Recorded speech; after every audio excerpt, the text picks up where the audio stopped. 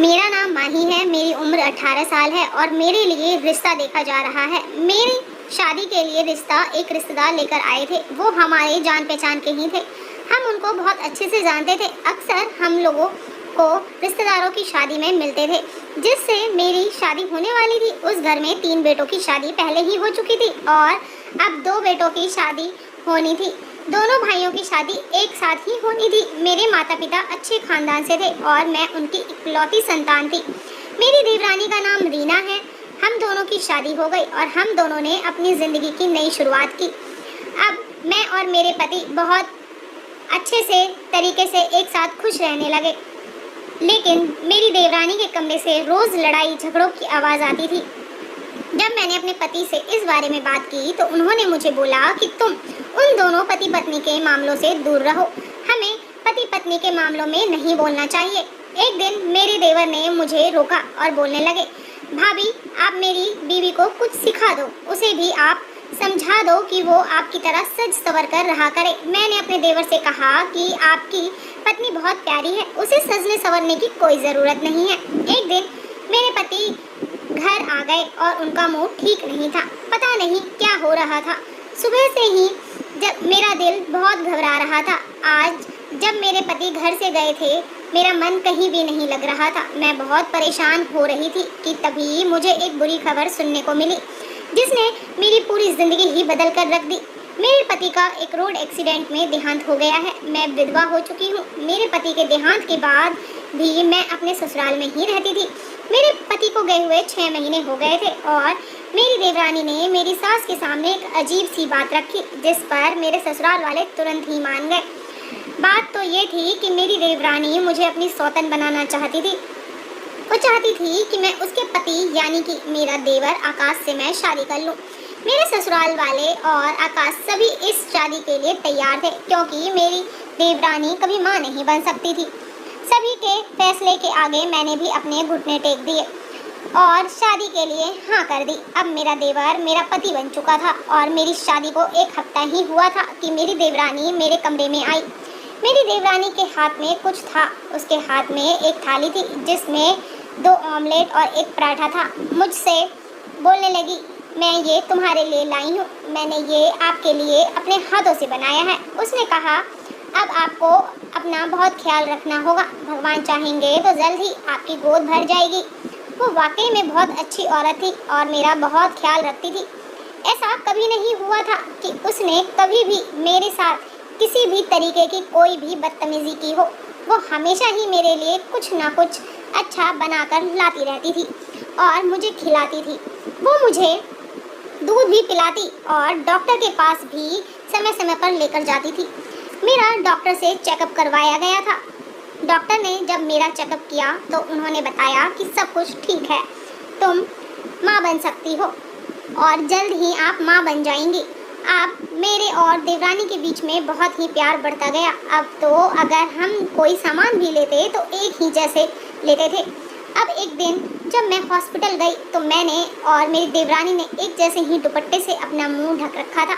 जब मैं डॉक्टर के पास चेकअप के लिए गई तो उस डॉक्टर ने मेरे कानों में कुछ कहा कि आज अपनी सौतन को नींद की दवा मत खिलाना। अब मैं डॉक्टर की बात सुनकर बहुत हैरान रह गई क्योंकि हर रात मेरी देवरानी मेरे लिए रात को कुछ ना कुछ बनाकर लाती थी जिसमें नींद की दवा मिली होती है। ये मुझे रोज़ रात को नींद की दवा खिलाती है। मैं सोच में डूब गई कि ये मेरे साथ क्या कर रही है। अब मेरे मन में 1000 सवाल उठने लगे थे। पहले तो उसने अपने पति की शादी मुझसे करवा दी और अब वो ये चाहती है कि मैं उसके पति के लिए बच्चा पैदा करूं। ये सब क्या था, मुझे कुछ समझ नहीं आ रहा था। मैंने सोचा कि ये बात मैं अपने पति को बताती हूँ। फिर मैंने रात को सारी बात अपने पति को बताई और वो मेरी बात सुनकर बहुत हैरान हो गए। उन्होंने मुझसे कहा कि अब हम सिर्फ एक काम कर सकते हैं कि हम उस डॉक्टर के पास चलते हैं। अगली सुबह हम दोनों उस डॉक्टर के पास गए। आज मैंने अपना सिर और मुंह अच्छे से ढक लिया और हम दोनों डॉक्टर के पास चले गए। मैंने डॉक्टर से बोला कि मुझे आपसे एक गलत काम करवाना है, मुझे एबॉर्शन करवाना है। डॉक्टर ने हमारी बात मान ली और हाँ कर दिया, लेकिन उसने हमसे पैसे मांगे। उन्होंने बोला मैं तुमसे इतने पैसे लूँगी। मेरे पति ने उस डॉक्टर की सारी बातें अपने मोबाइल में रिकॉर्ड कर लिया। मैंने उस डॉक्टर से बोला कि मैंने तुम्हारी सारी बातें रिकॉर्ड कर ली है, तुम यहाँ पर गलत काम करती हो, वो भी रिश्वत लेकर। तुम मुझे उस औरत के बारे में बताओ जो तुम्हारे पास आती है, उसका नाम रीमा है। डॉक्टर ने कहा वो तो अपनी सौतन को लेकर आती थी।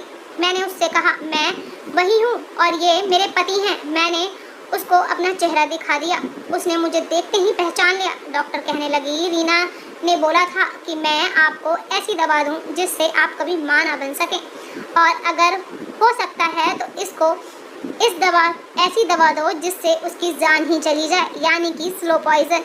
ये जानकर तो मेरे होश ही उड़ गए थे और मेरे पति भी ये बात सुनकर बहुत डर गए। वो मुझसे बोलने लगे कि रीना तुम्हें बांझ बनाना चाहती है और साथ में तुम्हारी जान भी लेना चाहती है। इस बारे में हमें सब कुछ पता चल गया था। अब हम सीधे घर आ गए। जब हम घर आए तो रीना सामने ही बैठी थी। मेरे पति ने गुस्से से बोला तुमने ये सब क्यों किया, ये बताओ, नहीं तो मैं तुम्हें तलाक दे दूंगा। मेरी देवरानी गुस्से से बोली मुझे भी नहीं रहना तुम्हारे साथ जो इंसान पहले ही दिन से अपनी भाभी पर नजर गड़ाए बैठा हो। मुझे कुछ समझ नहीं आ रहा था कि रीना क्या बोल रही है। मैंने अपने पति से पूछा तो वो कहने लगे कि मैं तुम्हें सारी सच्चाई बता दूंगा, लेकिन पहले तुम मुझसे वादा करो कि तुम सच्चाई जानकर मुझे छोड़ोगी नहीं। मैंने उनसे वादा किया कि मैं कहीं नहीं जाऊंगी। उन्होंने मुझे बताया कि मैं तुम्हें बहुत पसंद करता था। भाई के देहांत के बाद मैं तुमसे शादी करना चाहता था। मुझे अपनी बीवी बिल्कुल पसंद नहीं थी, ना तो उसमें किसी से बात करने का ढंग था और ना ही पहनने ओढ़ने का। मैं उसको समझा कर थक गया था कि वो कुछ सीखती क्यों नहीं है। मैंने उसको कितनी बार बोला था कि तुम भाभी से कुछ सीख लो। रीना तुमसे बहुत नफरत करती थी। मैंने पूछा जब वो मुझसे इतनी नफरत करती थी तो मेरी शादी आपसे क्यों करवा दी। मेरे पति बोले वो कौन होती है मेरी शादी करवाने वाली, शायद वो तो हमारी ही किस्मत में लिखा था एक होना। मेरा भाई बहुत अच्छा इंसान था, अच्छा होता उसकी जगह मैं चला गया होता।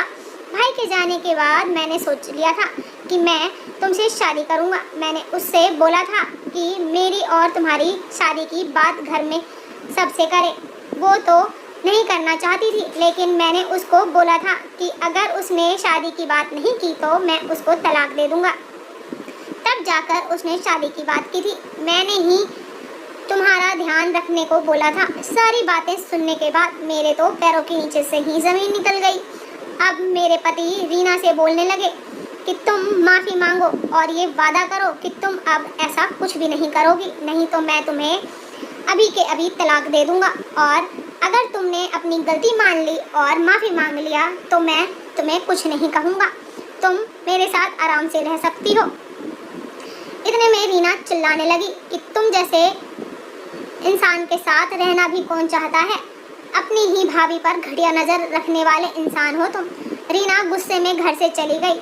उसने तलाक भी नहीं दिया, लेकिन कभी लौट कर भी नहीं आई। मैं दोनों की बातें सुनकर बहुत दिन तक सदमे में रही। मुझे तो लगने लगा था कि मैं कभी माँ ही नहीं बन पाऊंगी, लेकिन कहते हैं ना जिसको आना होता है वो आता ही है। भगवान ने मुझे माँ बनने का सुख दिया और मैं धीरे धीरे ठीक होती चली गई। भगवान ने मुझे 2 जुड़वा बच्चों का सुख दिया।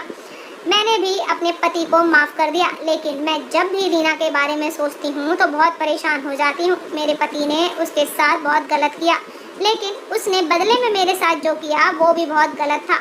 उसने मुझे मारने की कोशिश की थी। कभी कभी बहुत मासूम नज़र आने वाले लोग भी बहुत खतरनाक हो जाते हैं। खैर अब मैं अपनी ज़िंदगी में खुश हूँ, अपने परिवार के साथ हूँ। अब मेरे बच्चे बड़े हो रहे हैं।